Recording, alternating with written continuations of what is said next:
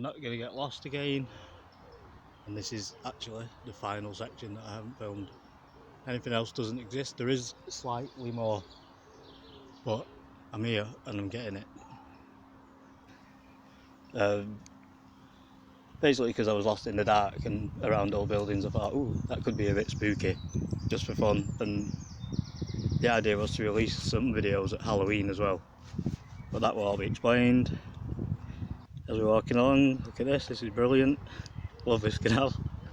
Things just pop up.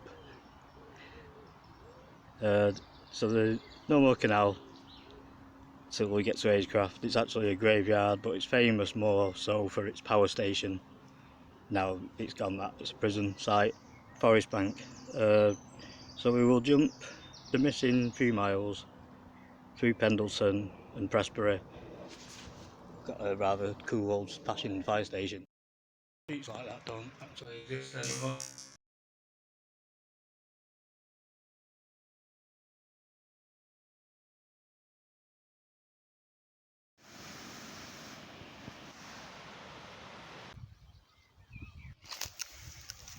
I think it's Prestbury or Pendleton fire station, and you'll see it's like looking at something from the 70s in perfect condition. So let's get through the facts, because as I say, it's all planned out. I've got my notes, you can hear them rustling about, but I'm going to concentrate now because no more silliness. I'll pop my head around like I do, but let's try and get the facts before we run out of time and footage and space. I've enjoyed this videos, you know, it's like a good old walk, but it has taken so long. I understand what it's like now to actually make a documentary that takes up 6 months or something. The canal was commissioned 1791 by local landowners and the businessmen, and built between 1791 and 1808 during the golden age of canal building. That's a cost of £127,700, 10.5 million in today's money. Originally designed for a narrow gauge boat, during its construction the canal was altered to broad gauge canal to allow the ultimately unrealised connection with the Leeds and Liverpool Canal. The canal company later converted into a railway. They built a railway line close to the canal's path, which required modifications to the Salford arm of the canal. Most freight carried was coal from local collieries, but as the mines reached the end of their working lives, sections of the canal fell into disuse and disrepair, and it was officially abandoned in 1961 and 1987. A society was formed with the aim of restoring the canal for leisure use. Sorry, the ducks have kind of put me off. In 2006, restoration began in the area around the junction with the River Irwell and Salford. The canal is currently navigable as far as Oldfield Road in Salford. Local geology of the Irwell Valley, which includes steep-sided valleys. So this place seems familiar, with fast-flowing rivers, subject to rapid flooding in dry seasons. Confined local river transport to the Mersey and Irwell navigation west of Manchester. Financial unrest and British involvement in the American Revolutionary War restricted local transport investment to road improvements. With the arrival of more favourable conditions in that house, remember, including the end of that war, you know, crazy straws you can get. Think of it like that. So that's what that is. So that's actually an aqueduct. That's what it's called, an aqueduct. There's a strong supporting structure for something that's long gone. Also the Civil War in France. It's a different era completely. The world completely changed in the last 200 years. Thermal and Haweswater aqueducts. There's the old original bridge, black brick. It was still like knights and soldiers and kings ruling and like civil wars, and honestly the world completely changed that we live in the last 200 years. A proposal for a canal to link towns of Manchester, Bolton and Bury was mooted. Matthew Fletcher had in 1789 been employed as a technical advisor and had surveyed the routes of the proposed canal. There was a lot of bird activity. Must be more water than I assumed there was in these canals. So let's get some authentic countryside, because we've had lots of industrial and sounds and wind. Let's be honest, there's lots of wind popping up. So let's have some pleasant sounds. They surveyed the route for the proposed canal, but the first public notice came from Manchester on the 4th of September 1790. The initial proposal probably came from a group in Bolton, as part of the Mersey and Irwell Navigation Company. Now, think of Bury and Bolton nowadays. They're to the north. They're not as prosperous as they once were. Bury is still quite prosperous, actually. So we just had a little spin round, trying to get some interesting shots. Electricity. I like to make a note of where we're following along. We'll see electricity pylons all along this canal. I'll explain that too. Hopefully we can see brick on the other side of that canal. The stonework, sorry.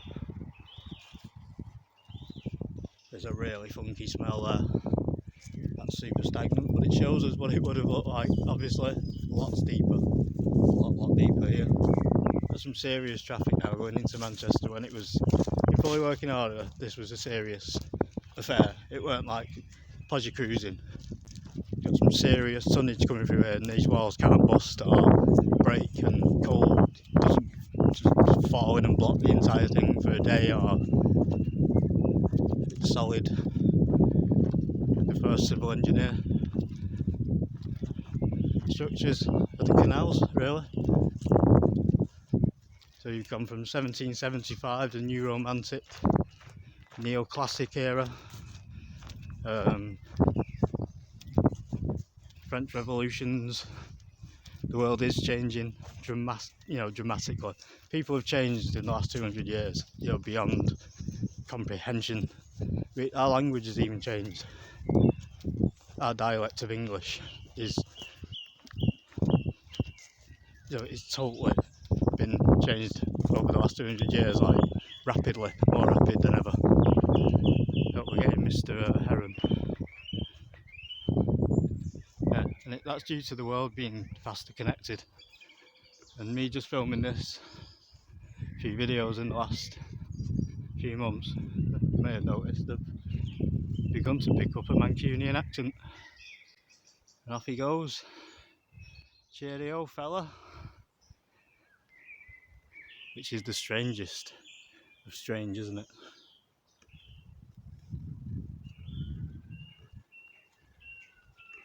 Not even really spoke to many people. But I even asked my daughter, is it because I'm into science? She went, yeah, it has. Which is part of my mission, to find out my roots. Let's get on with it anyway. You've got to think in terms of, during the Industrial Revolution, these small mills in the north of Manchester, once they got together, 13 members of a society, they were as rich as like kings and queens. They had as much power as the government. This is how much money was being made in Bury and Bolton at the time. So they wanted this canal, and the government couldn't refuse it because the amount of money it's going to make. So these are massive powerhouses back in the day. They're not just like, I want to connect my town, It's like, we'll pay for it, we'll build it, we'll make loads of money. Just move out the way. And it's like, yeah, alright, and they signed the bill. You wouldn't have that power these days. Every council gets refused. Pretty much everything, I suppose. All its requests.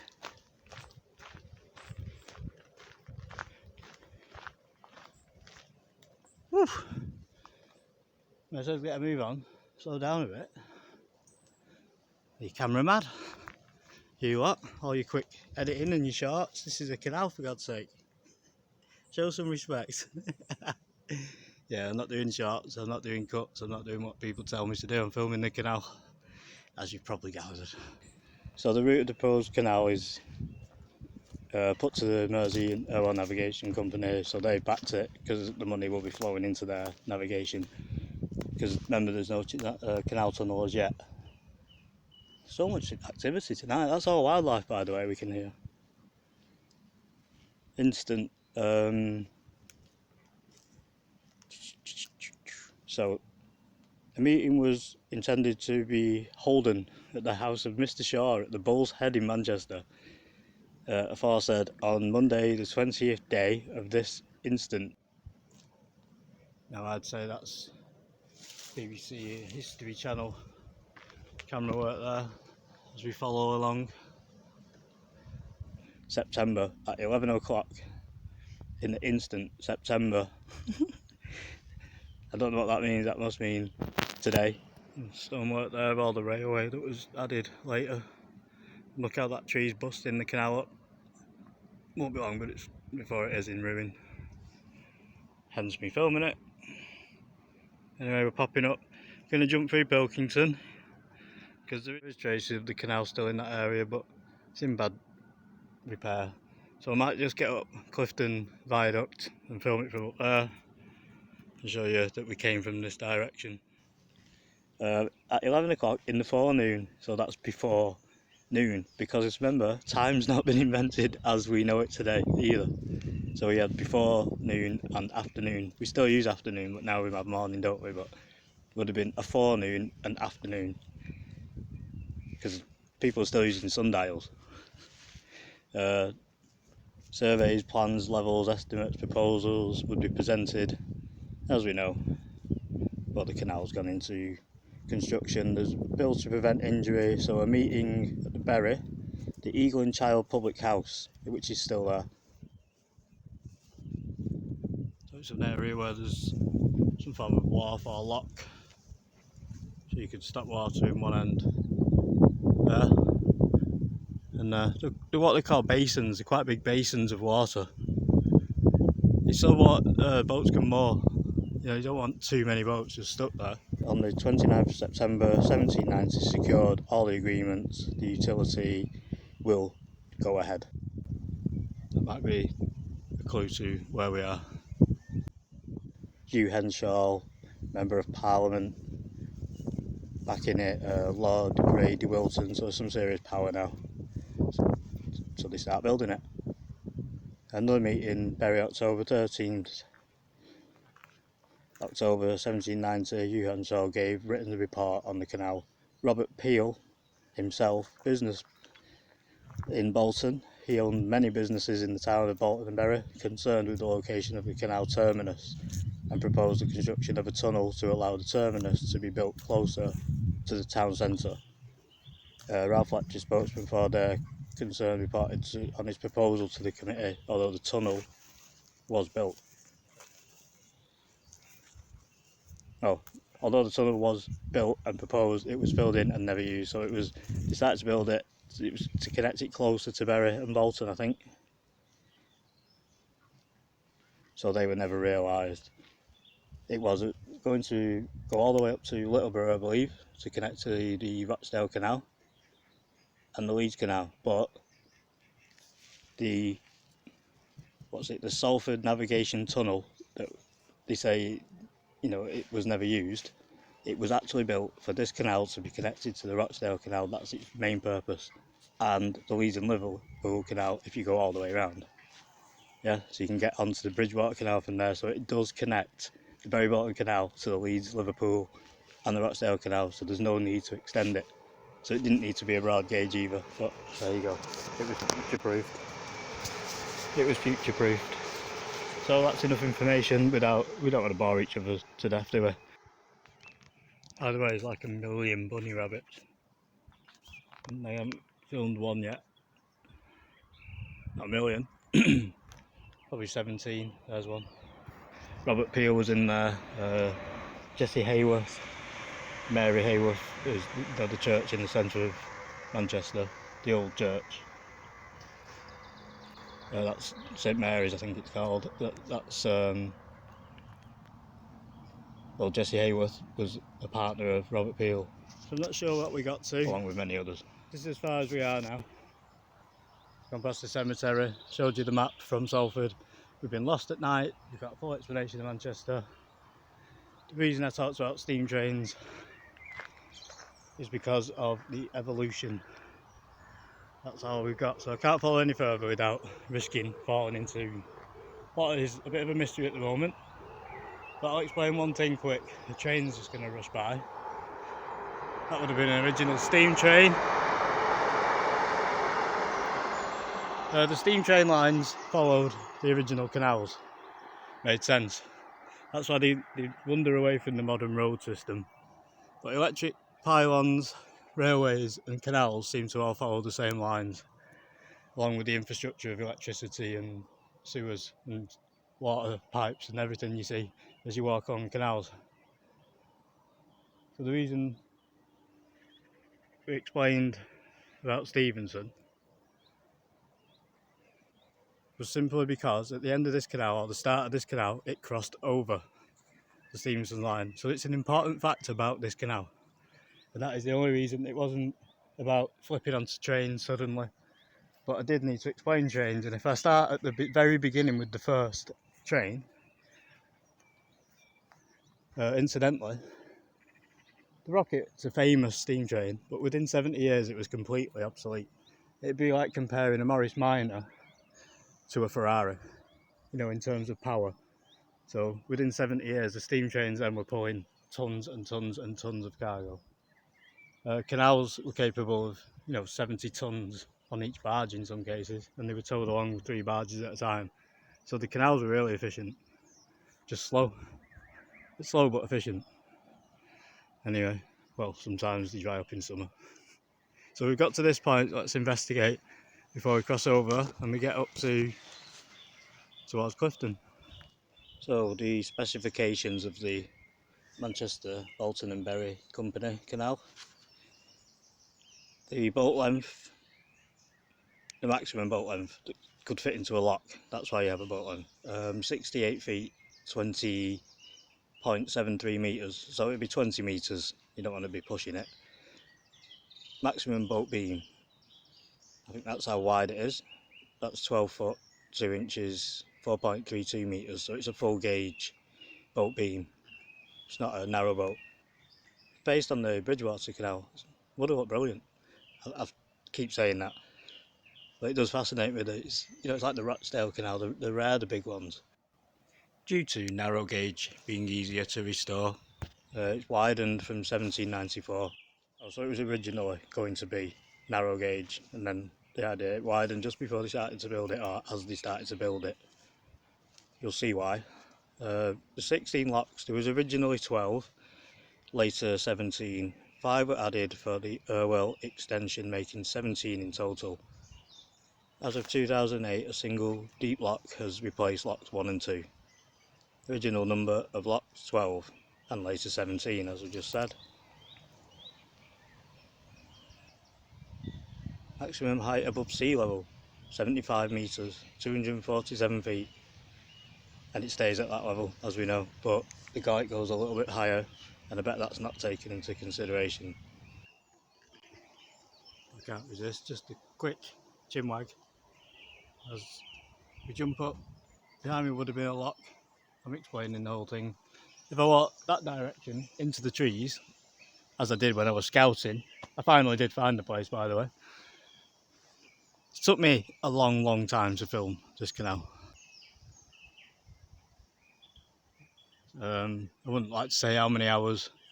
That's why I've put it down on video, which I think, in my own wisdom, was pretty smart. So now I can sit at home and watch it all on YouTube as well as everybody else. So it's documented. So not only did I go and find it all and look for myself and have it in my memory, I have it on memory. I've stored it. So we're a long way from where we got lost. We jumped up. It's next to the prison, which a modern day prison. And some of the maps I looked at didn't even have trains on, train bridges or anything. That was in the end, that's the way I found the full route of this canal. I had to go back to an 1807 and 1817 map of Salford. Incidentally, the wharf is next to the building where I said these old buildings look suspicious. And there's a canal wharf in that area. Where I said the curbs on the street looks old. Yeah, that area. Yeah, it was the canal. So, learning a bit about history and the building techniques and the bricks of the time helped me know I was in the right place. So we haven't missed anything, which is the main thing. And it's all drained and in disrepair. But I'd say in disrepair, in a state of repair. You might just be able to make out over there a wharf, there's a gap. That'll be just one of many wharfs, whether they're documented or not, and the mill would have been near there. Yeah, things like I said, I was looking out for flagstones, big flagstones like these. These will stand out because they've got a bit of silver spray paint on.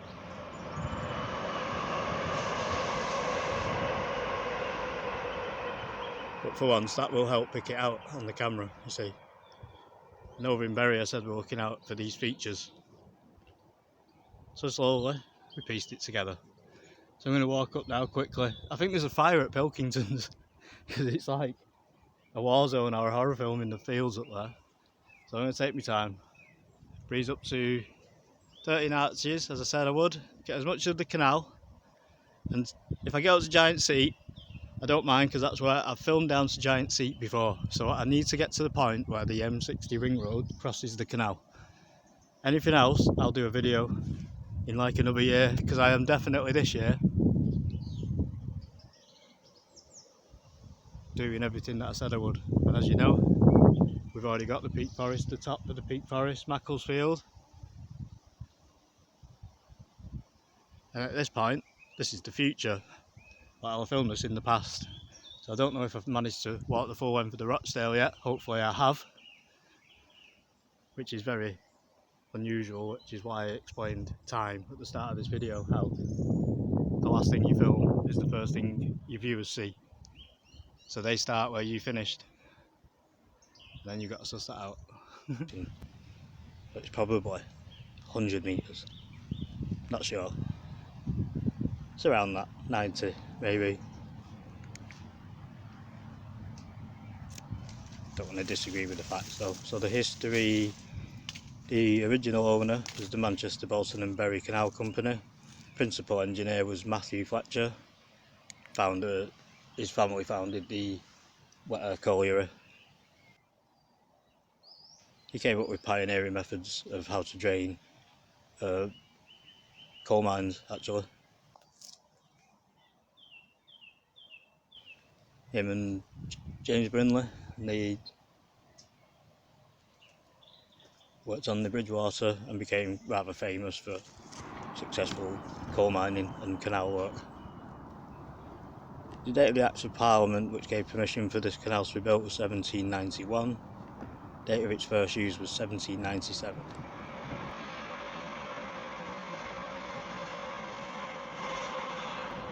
And it wasn't completed until 1808. So it's 215 years old. It was repaired and closed 1924 due to dam breaches, 1941 due to a massive dam breach, 1961 finally was decommissioned by the government but was still used as a remainder waterway in the local area by local businesses for free. So Manchester UK brief videos of time. I'm not sure if you can get it, but you can see the Guyt flowing really slowly. And my daughter's running around somewhere like an idiot. I'm trying to keep the camera still so you can actually catch that. So the Guyt flows at like 1 inch every couple of seconds. And you can slowly see things moving along. And that's how it would have always worked. That's how level it is though. It's like a stream, but they've got it just right so it flows at that speed. That's amazing. Absolutely amazing. That's not by accident. So whether you're a TV presenter or not, you can't be nervous when you're recording, because I've come all the way here and it's a really busy night. There's lots of people about. So in front of the Central Station Railway, we just stroll down this ramp. We just pop over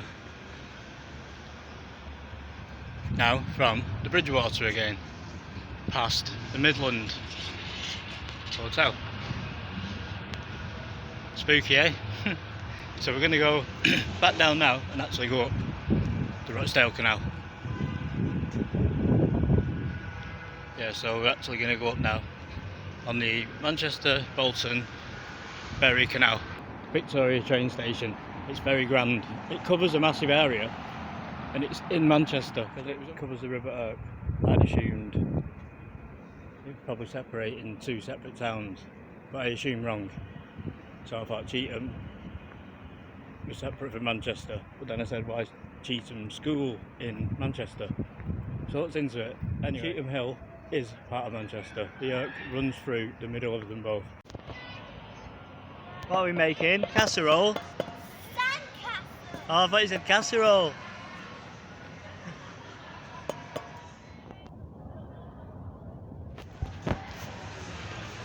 That's what I really came to see. It's the Great Northern Railway Company. That's their old warehouse. He's the black brick of the Lancashire and Yorkshire Railway Company originally. And this would have been a tunnel that went through to the Rochdale Canal. It would have appeared over there, just down in the gap. But Emily thinks we're just playing in the sand. Are you having fun? Yeah. The last bit. I think my daughter's a bit of an entrepreneur rather than a historian. She's got a pretend ice cream shop going on in there. It's about 5 kids queuing up for non-existent ice cream. Brilliant.